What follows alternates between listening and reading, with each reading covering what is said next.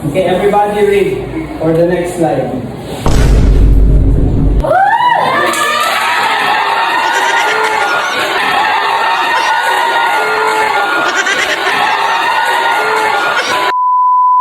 Yung buntag sa tanan.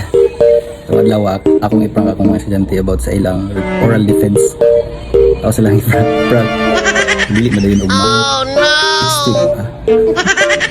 Kanya, gabi na nila ka pressure karon ba. Pero ang ituyo na ako na naay din nila yun. Para mulihok sila. Kaya pang-relax. So, for today's video, watch me prank my students. Okay, everybody read for the next slide.